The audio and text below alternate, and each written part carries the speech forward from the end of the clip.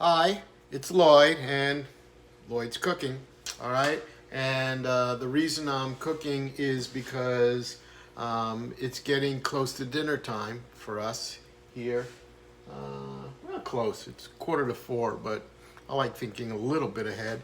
And I know I'm going to be having some steaks that I'm going to be grilling. Um, Got these really yummy steaks. They're a beef choice top loin steak. I like them because if you could see, they've got a lot of really nice marbling, that fat marble, kind of like a ribeye kind of a thing. And when I see that, I go, ooh, flavor. All right, so I'm going to be grilling that. I'm not going to show you that though. All right, but um, when I was thinking about it, and I just happened to say out loud as I was thinking about you, I think I'll make some mac and cheese. And my grandson Ari went, "Ooh, yes, please." All right, and so I'm gonna make it. And so when I was gonna get ready to make it, Badi says, "Are you gonna tape it?" And I went, "Okay." So that's why I'm here. All right. So let's talk about mac and cheese. All right. If you have those nice boxed Kraft or whatever mac and cheese, please throw it away. All right. Not good. Not good. All right. And because mac and cheese is really, it is so easy to make. Such an easy thing to do. Um, and you only need a few ingredients. All right. So what do we need? Well, it's mac, so you need macaroni. So what kind of macaroni you could use? Well, really, you can use anything, but what I recommend is a macaroni that has a hole in it that the sauce, the cheese can kind of go into and grab onto. You want a noodle that isn't just flat, has some sort of a twist or a curve to it again to catch it, grooves in it. So I want to show you. Right, so this would be the traditional, all right, elbow macaroni, all right. But also, you can have fun. So I have these noodles in their shells, and so they've got these really nice pockets in it. It's like a snail shell kind of a thing, and so it's got a nice pocket for that cheesy sauce just kind of just flow in there. So that's a great one. All right, and then I have these cavatappi, and these are like corkscrew shaped. So lots of places for that cheesy sauce. So there's no limit to what kind that. Listen, if that's all you have is spaghetti and you want like a macaroni and cheese thing, use the spaghetti. You know. But as far as what is best, I find this is best. So you have your mac, and then you have your cheese. All right. So I think the best cheese to use is a nice sharp cheddar cheese. All right. Works really, really well. All right. If you want to get really fancy schmancy with it, you can combine different kinds of cheeses. So, one cheese that I used that I added to some of my mac and cheese that a friend of mine, Deborah, had some and really liked it. And that is adding with the sharp cheddar some Gruyere cheese. All right. Has a bit of a nutty flavor to it. It melts really good. This is what's used like in fondues and stuff to kind of give you an idea. So that's a really good one. And then, of course, the Emmentaler. Emmentaler. I don't know. It's a Swiss cheese, but it's from Germany. Emmentalerer is how it's spelled. And so this is like a baby Swissish kind of tasting cheese, but melts really, really nice. So if you want to build layers of some complex kind of flavors and stuff, you can do that. All right, but you want cheeses that will melt really nice and not be grainy. All right, so you have your mac, you have your cheese. You know, you're going to need some milk. I don't know if where you live there is like a Kroger or a Fry's or I think they may have one or two other names that they go by. But they have their own brand that's called Carb Master. All right, now you know I'm diabetic, so I'm always looking at sugar levels. And although the chef in me, the cook in me, I'm not a chef, I'm a cook, says whole milk, you know, that creaminess, that whole milk. I look at the sugar levels, which I have to kind of be aware of. So whole milk sugar is about, it's about 12 grams per cup, 12 grams. This is 3 grams per cup. So if you're diabetic and you're looking at a difference between having 12 grams of sugar being contributed to your food or just 3. And because you know, we're going to making a cheesy sauce, this is actually going with either a 2% or the Carb Master if you want to do that. It's fine. You know, you'll still have a really good yummy tasting product with that. All right, so mac and cheese ready. First thing you need to do is you got to make your mac. All right, so what we're going to do here is we're going to go ahead and I'm going to fill my pot up here with some water.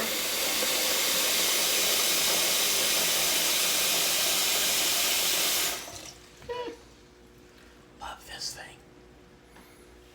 All right, makes life so easy. Let's get some light on. Does that make a difference? And we're going to get that boiling. Again, I have an I have an induction stove top. One of the benefits of an induction stove top is it gets water up to a boil really, really quickly. But so I have my pot with my water getting ready to go. All right, and so we're going to deal with. We're going to deal with the cheese. All right, so. You're going to ask me how much cheese. I don't know. How cheesy do you want it? You know? It's terrible. I mean, I don't measure. I really don't. So, I don't know. I'm going to start off with that much cheese. I'm cutting into my sharp cheddar. Cheese. I don't know. How much do I have here? I don't know. Hang on. I'm going to tell you.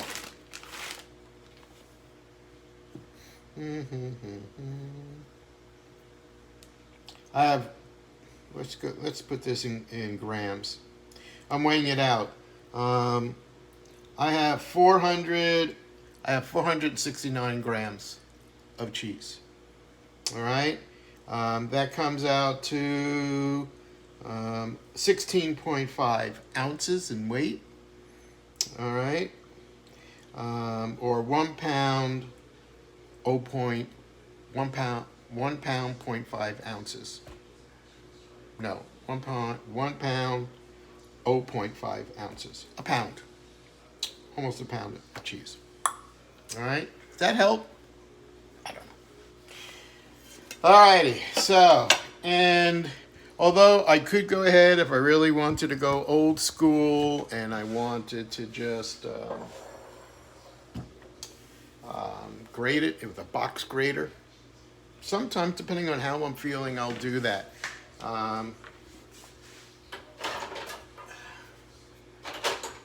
It's good exercise and get your frustrations out sometimes. And you know, many of us, if we're stuck home and all of that, maybe having a good outlet, could be a good thing for you. But I'm going to use my um, food processor. Okay. Great thing about food processors, it's fast. It's easy, right?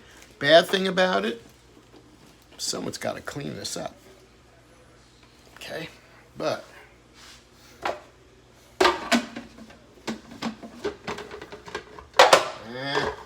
hang on, got it. Ah!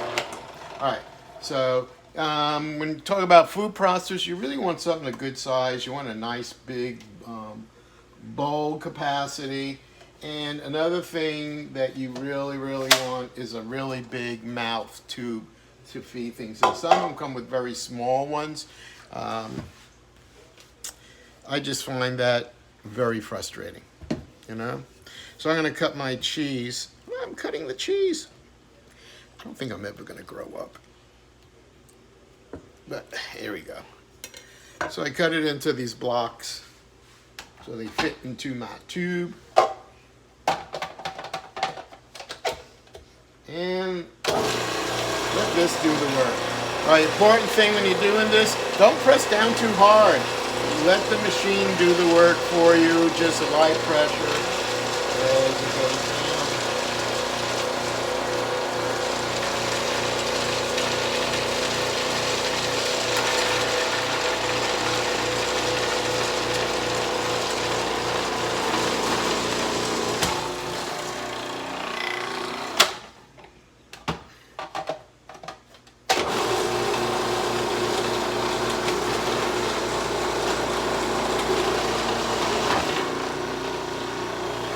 Get easier than that? I don't think so. Anyway, so we got our cheese there.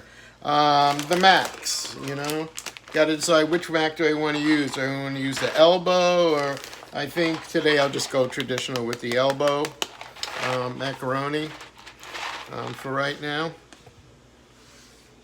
All right, so I have that. So we'll bring that over here. All right, let me check my water. It's almost to a boil. So before it hits the boil, always when you're cooking macaroni, pasta, whatever, make sure that you season your water. All right. I made something the other day. I don't remember what, but I put too much salt into my pot, and what it wound up doing was the pasta actually it wasn't over too salty, but it was right on that edge, you know. So you do want to add a good amount of salt. Sometimes you'll hear chefs or cooks talking about it should taste like the ocean.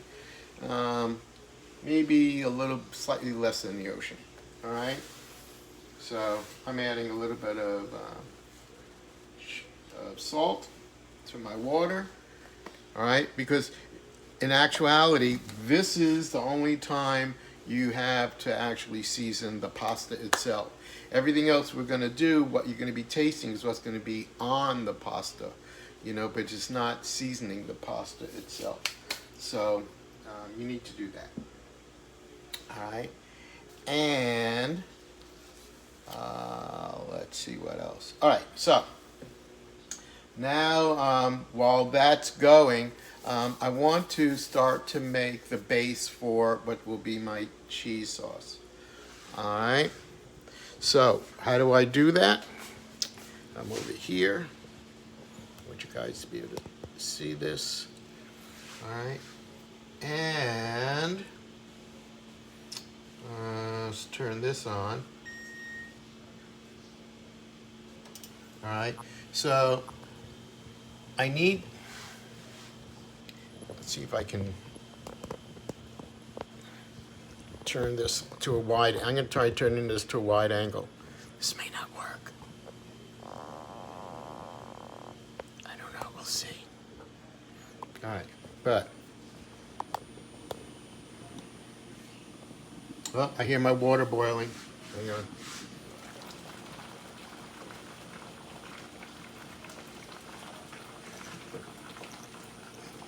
All right. So I got my water. I have my elbow macaronis.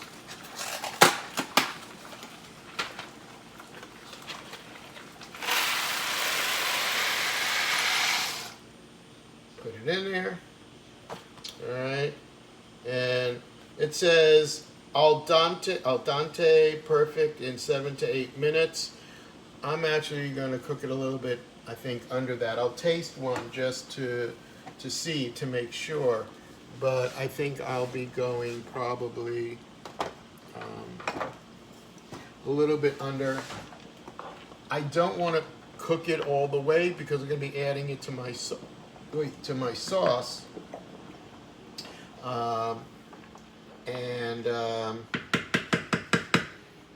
And it'll be cooking more. And so if I cook it to where it's perfect, and then I add to my sauce, it'll be overcooked by the time it's all said and done. So I don't want to do that. So this is on now a good medium kind of a boil. You want the bubbles, you want that agitation going on. So we have that. This pan is heating up. All right, and so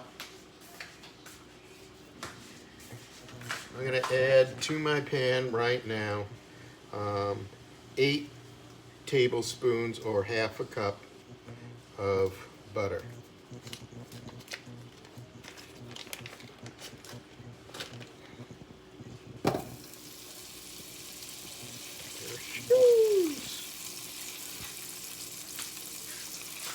All right, to the butter, I'm going to add some all-purpose flour.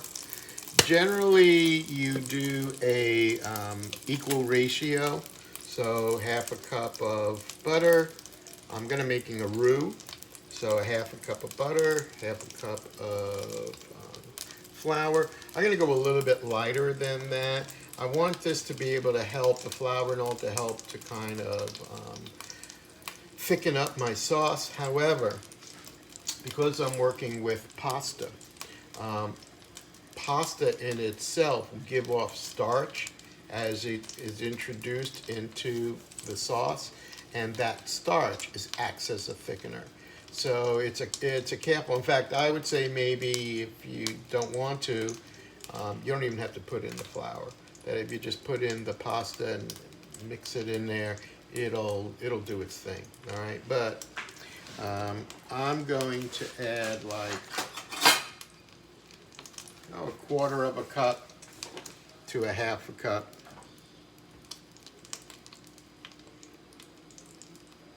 of butter. Okay, I'm waiting for this to finish melting down.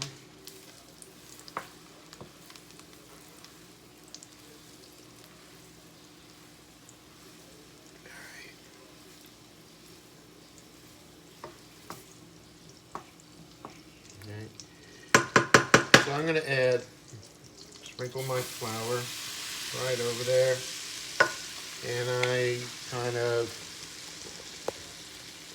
mix my flour. You want to mix it good, get it all really good and mixed in and incorporated into all that butter.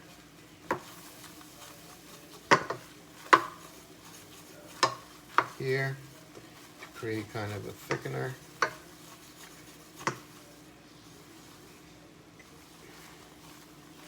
All right, now watch the heat as you're doing this, because you don't want to brown the flour. We're not making a brown roux-ish kind of a thing, so you want it to stay light in color. So once you have everything incorporated, you want to lower that heat a bit. You want just so that you are get everything going good. Okay, once in a while I'll give you pasta stir also. Helps to keep it from sticking together and all that. Yeah. All right, so we have that. So to this now, we are going to add milk. All right. How much milk? Oh God, again with the how much. All right, well, let's see. I'm going to say to start with 4 cups.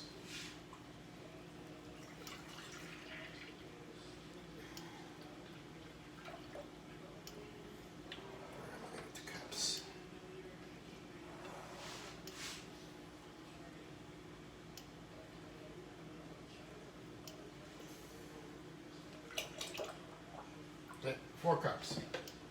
All right, we'll start with 4 cups, and then we'll go from there. How about that? Does that sound good? Again, normally I just kind of start adding milk, and I kind of look at it, but all right, so let's start with 4 cups. All right, we get that all in there. Mix it in, incorporate it, and now we're going to be able to crank up that heat a little bit more, because now what I want to do is I want to bring this back up towards that boil. All right. Gonna switch from a spoon to a whisk. All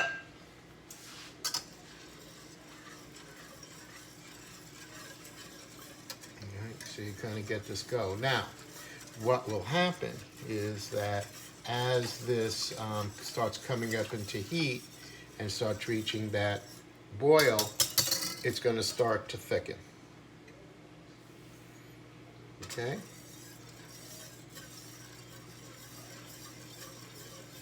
So I'm up in my heat to about a medium high. I'm at an 8.5 out of 10, just to kind of give you an idea of how hot I am on my induction. All right. I kind of stir it so that it doesn't get burned or anything like that. Got my pasta going. All right. Okay. So, also, what we're going to do here now that this is starting to warm up, right, is salt. What kind of salt? Kosher salt. All right. Gonna add a little bit of kosher salt to this. How much? I don't know, that much. Looks like about a teaspoon, teaspoon and a half to start.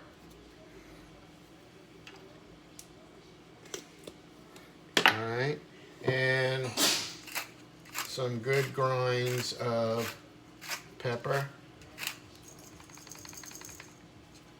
Goes about 4 or 5 cranks of my mill. All right.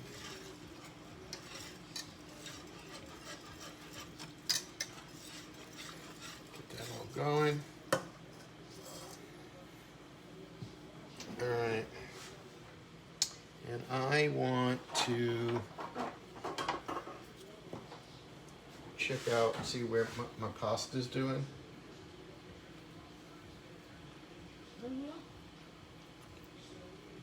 Okay, I'm going to stop it. It's chewy, but it's not overdone. All right, so I'm gonna quick. Let me stir this again.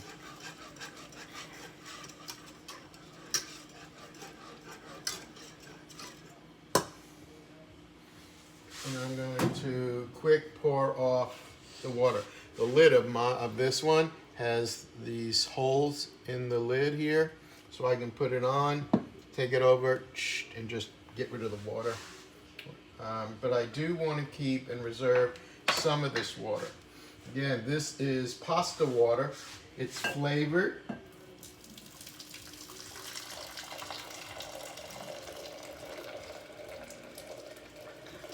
you go. I'm gonna go put the rest in the sink.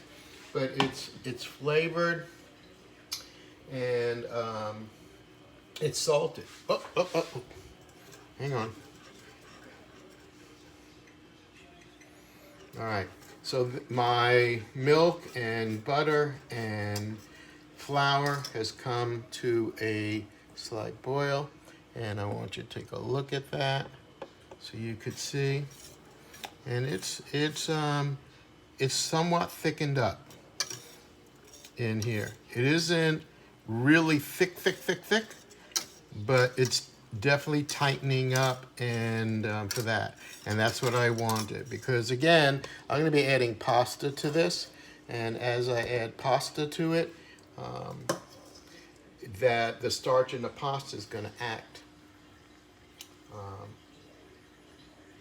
the starch will act as a thickener as well. So I'm gonna bring this down. I have it down to like a medium low at 2.2 on my digital thingy. So I don't want it to burn on the bottom. So I don't want that really hot, but I want to keep this hot. All right, so I'm gonna go real quick and dump this. I'll be right back.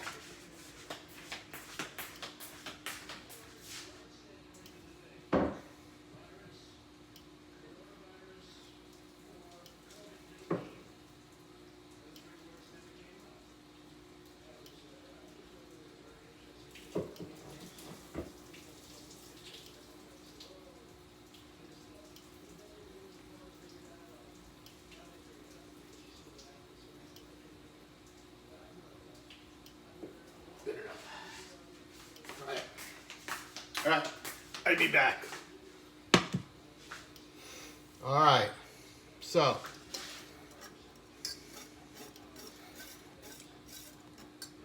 I've got this. What I want to do real quick is I want to give a quick little taste of my sauce. So if you see here, let me turn this. If you see here, when I put my spoon in it, how it coats the spoon, see, that's because of the thickening that's happening, and that's what I want. All right. I'm tasting for salt. I could use a little more salt. Now, this part about I'm tasting for salt, I think it needs a little more salt. Again, this is up to you. How salty do you like your food? I have some friends who don't like salt, or they say for their health reasons they just can't have it. If that's you, don't put it in. All right? Yeah, I mean, it's going into your mouth, not mine. So you make it the way you like it to be. All right?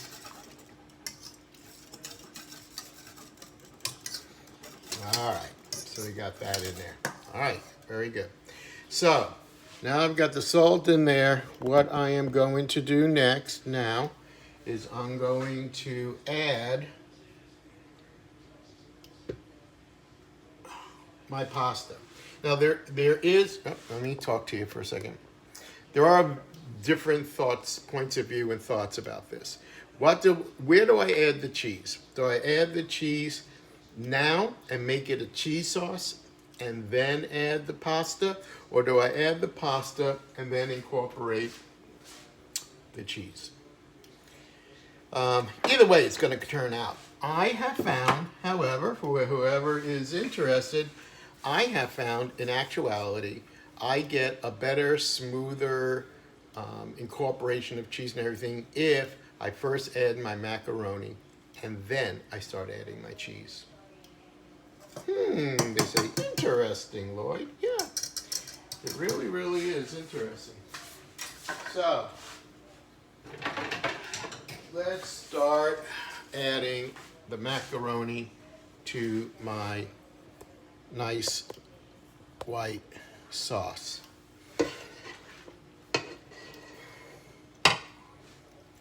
Okay, I drain off some of the water, but you don't have to drain all of it.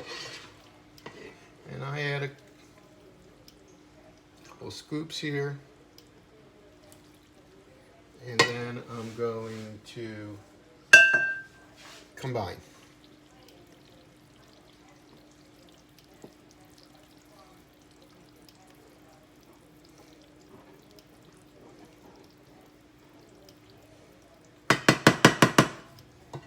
Get some macaroni.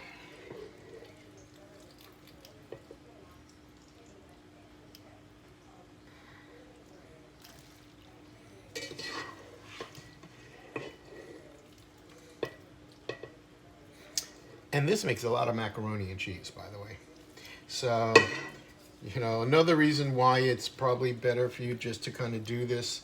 I'm gonna bring up the heat a little bit. I have it to a 4 now. I was at a 2.2. I'm adding things to it. It reduces the heat of the milk. So I wanna, as I'm adding, even though the pasta's hot. So can you see that? How great that, I mean, that looks really good, doesn't it? All right, but it's not macaroni and cheese. Not yet. However,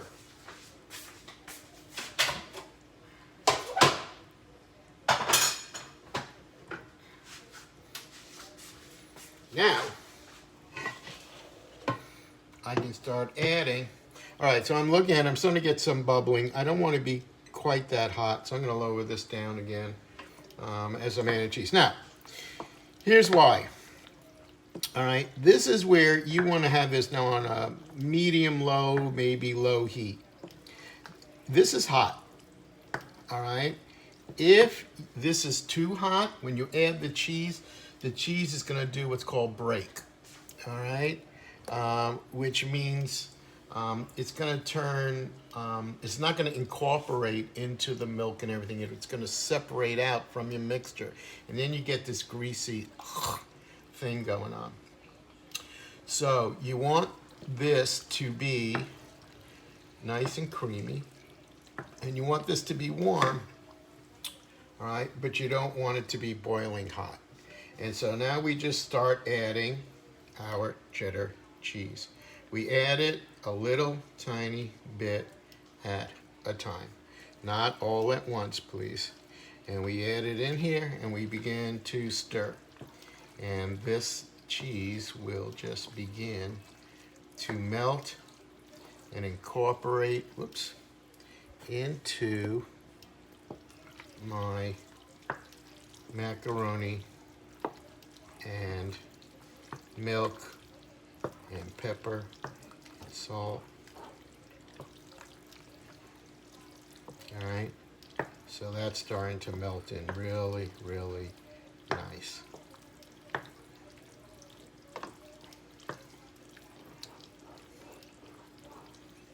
All right, every once in a while I take my spoon and I kind of rub it along the bottom, just kind of scrape it off so things don't get stuck to the bottom.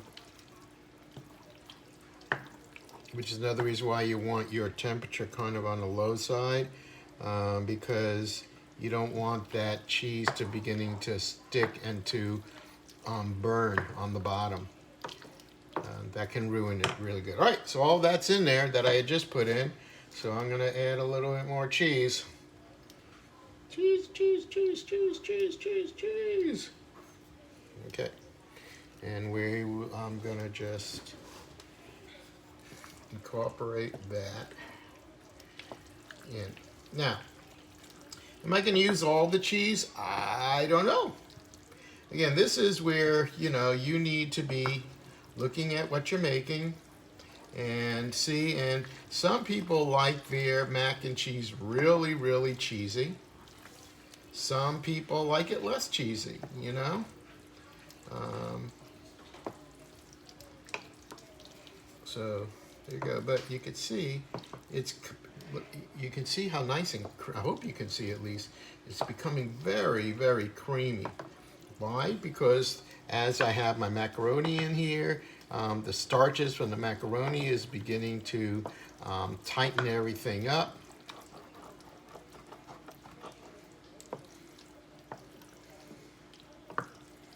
And so, no. All right, I'm gonna give a taste. Just to see what I think. Is it macky cheesy enough? All right. Now you'll notice that even though, yeah, my cheese is yellow, my mac and cheese here isn't. So why is the Kraft mac and cheese yellow when you make it? Why is it yellow cheesy? Oh, because they put food coloring and stuff like that in there too. Yeah, in order to make it that way. All right. When you make it for your family, The only chemical that's in here is love. And that's okay. Let him eat the love. All right, so I have that last batch of cheese I put in there. This is looking creamy and yummy. But, you know, you gotta taste. Let me get a spoon.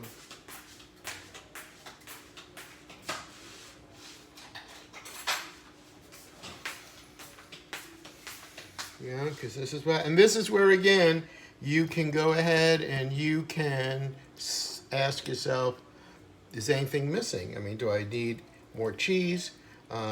Remember I saved the pasta water? If this was getting like too thick, I would add pasta water that I had reserved to help to loosen it up. Again, it's got the starch from the macaroni that cooked in it. It's got the flavor of the macaroni. And it's got the salt that I use, so it's salted. So you can add that liquid to here and yet maintain the integrity of the food. All right, so.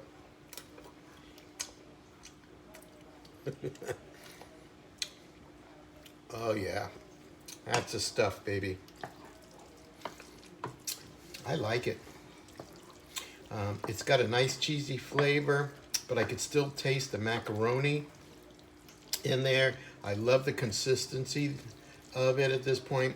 You know something? I'm not going to add any more. And I got a lot of cheese left. All right? But that's how I cook. I mean, you know? So for those who go, Lloyd, I need numbers. I can't just throw things in there. Yeah, you can. Again, it's food. It's, you know, it's just food. It's not life and death. One of the things I love about cooking, as opposed to baking, is that I think of it as cooking is art. Baking is science. That's why people who are cooks really struggle when they try to get into baking, because we're used to being, cooks are used to being experimental. We're loosey-goosey with the ingredients and the rules, and you try to do that with baking. Like I'm trying to learn to make bread, and I'm getting better and better and better at it. But following that recipe, I mean, if it says, you know, 3 grams of this, they don't mean 2 and they don't mean 4. They mean 3, by golly, you know. So, yeah. So I have my, Ari, do you want to taste this? Sure. All right. So I'm going to have my grandson, Ari, come over here and give a taste. He can let us know what he thinks of it. Because I really made this for him, not for me. You know, with that. Okay? It's all right. All right, just come over here. See, so, all right, go ahead and taste it. Yeah. Yep. That's good. Good? Need any salt or anything, or is it good? I think that's good. It's good. Got the stamp of approval, folks. There it is. It's really good. Anyway, boom. Mac and cheese, really, how hard was that? It wasn't. Took a bit of time. Really, I'm talking and gabbing with you guys and stuff like that. So it's taking longer than if I just went and just did it. I'm going to say start to finish, 20 minutes maybe. I don't know. Maybe that. To really come out with a finish from start to finish kind of a thing. Now, some options while you're doing this, all right? It's okay to just to stop here, all right? And a lot of places when you go into restaurants or whatever, this is what you're getting right here. However, take this. Now, I would add a little more of that pasta water. I'd want it to be a little bit more on the runny side, the watery side if I'm going to do this. Put it in a glass Pyrex casserole dish. You put it in that. All right. You get yourself some panko breadcrumbs. All right. You take, again, let me say a cup of panko with 4 tablespoons, 3 tablespoons of butter in a pan. Melt the butter, get the breadcrumbs all mixed up and absorb all that. You put your macaroni and cheese in a casserole kind of a dish. Take this now breadcrumby, buttery mixture and just sprinkle it on top. You're making a breadcrumb top on it. Pop it in the oven, about 350 degrees. All right, and just bake it for until that top kind of gets brown. And then take it out and you're done. So that's another way of maybe if you want to get ooh, you know, because it looks, and some people really like that breadcrumb topping. When you bake it in the oven, along the edges, the cheese will start to kind of burn, you know, get crispy. And there are people that will fight you over that part as well. So anyway, that's macaroni and cheese. I tell you, just get in it, get the ingredients, go, just do it, play with it. It's just food, guys, right?